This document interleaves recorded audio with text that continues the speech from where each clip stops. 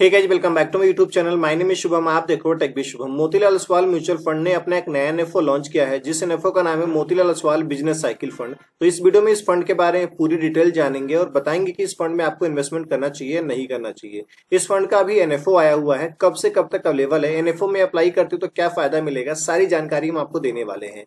ये जो फंड का एनएफओ आ रहा है वो है 7 अगस्त 2024 से लेकर 21 अगस्त 2024 तक अवेलेबल रहेगा। तो अगर आप इस टाइम पीरियड के बीच में इस फंड में कुछ पैसे अगर आप इन्वेस्टमेंट करते हो तो आपको इस फंड का एक एनएवी आपको 10 रुपीज में मिलेगा, जो कि आगे चल के एक अच्छा सा रिटर्न आपको दे सकता है।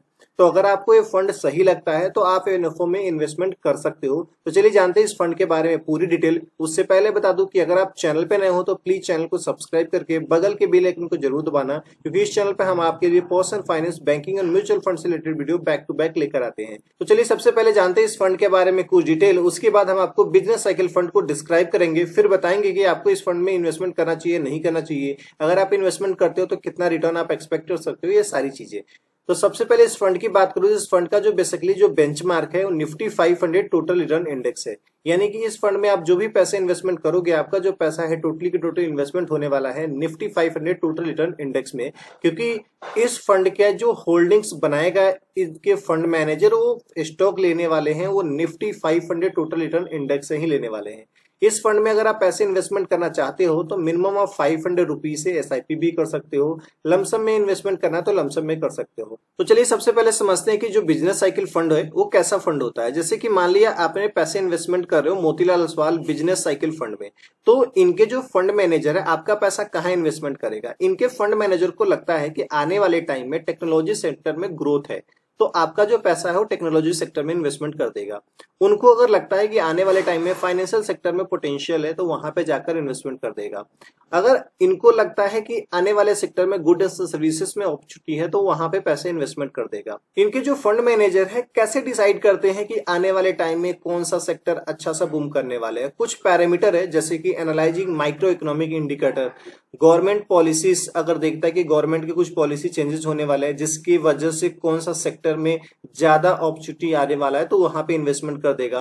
ग्लोबल मार्केट को हमेशा रिसर्च करते रहता है कि ग्लोबल मार्केट में अगर कुछ हलचल हो रही है उसकी वजह से कौन से सेक्टर पे इफेक्ट ज्यादा पड़ने वाला है, कौन सा सेक्टर अच्छा होगा, कौन सा सेक्टर डाउन होगा।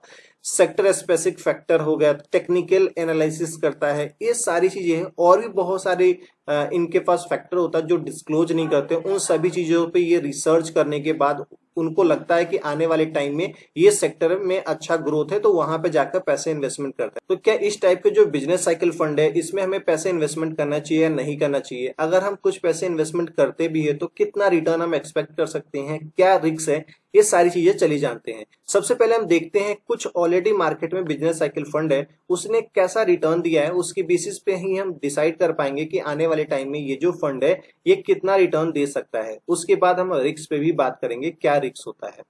बेसिकली मार्केट में कुछ बेस्ट बिजनेस साइकिल फंड है, जैसे कि एचएसबीसी बिजनेस साइकिल फंड, जो कि काफी टाइम से मार्केट में अवेलेबल है, जिसका 1 ईयर का रिटर्न है 49.97% का, 3 ईयर का रिटर्न है 26.26% का और 5 ईयर का रिटर्न है 25.07% का। वही आईसीआईसीआई पोटेंशियल बिजनेस साइकिल जो फंड है ये ऑलमोस्ट 3 ईयर से लॉन्च हुआ पड़ा है।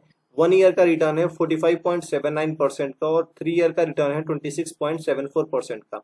ओवरऑल देखोगे तो ज्यादातर जो फंड है वो रिसेंट ही लॉन्च हो रहे हैं। तो बिजनेस साइकिल फंड जितने भी कंपनीज है, जितने भी म्यूचुअल फंड कंपनीज है, वो सभी अपना अपना बिजनेस साइकिल फंड लेकर आ रहे हैं। जैसे कि क्वांट हो गया, टाटा हो गया, एचडीएफसी हो गया, एक्सिस, कोटक, आदित्य बिरला एंड बड़ौदा, ये ऑलरेडी 1 ईयर पहले ही ये अपना बिजनेस साइकिल फंड लेकर आया है, जिसका अच्छा खासा रिटर्न भी है। 1 ईयर का रिटर्न 71% है, 51% है, 33% है। तो ये सब देखने के बाद क्या लगता है कि इस फंड में अगर हम कुछ पैसे अगर इन्वेस्टमेंट करते हैं तो कितना रिटर्न एक्सपेक्ट कर सकते हैं। 1 ईयर का रिटर्न आप 30% एक्सपेक्ट करो, 3 ईयर का रिटर्न आप 20% एक्सपेक्ट करो और 5 ईयर का रिटर्न आप 18% का एक्सपेक्ट कर सकते हो। तो क्या इस फंड में पैसे लगाना जो है सेफ है, नहीं है, कितना रिस्क है। बेसिकली मैं आपको, मेरा ओपिनियन बस यही है कि अगर आप इस टाइप के फंड में अगर आप पैसे इन्वेस्टमेंट करते हो तो आपको विश्वास रखना होगा इनके फंड मैनेजर के ऊपर, या आप इस टाइप के फंड में पैसे इन्वेस्टमेंट करने से पहले तो इनके फंड मैनेजर के बारे में थोड़ा सा रिसर्च कर लो कि कितने साल का एक्सपीरियंस है, कितने म्यूचुअल फंड को ये मैनेज करते हैं, जो मैनेज जिस म्यूचुअल फंड को करते हैं वो म्यूचुअल फंड कितना रिटर्न दिया हुआ है। ये सारी चीजें। उसके बाद अगर आपको लगता है कि इनके जो फंड मैनेजर है वो बढ़िया है तो आप कुछ पैसे इन्वेस्टमेंट कर सकते हो। बाकी कैसी लगी वीडियो कमेंट करके जरूर बताइएगा। वीडियो अच्छा लगा वीडियो को लाइक कीजिएगा, चैनल पे नए हो चैनल को सब्सक्राइब करके बगल के बेल आइकन को जरूर दबाना। मिलेंगे इस तरह के नेक्स्ट वीडियो में, तब तक के लिए धन्यवाद। Stay safe, take care.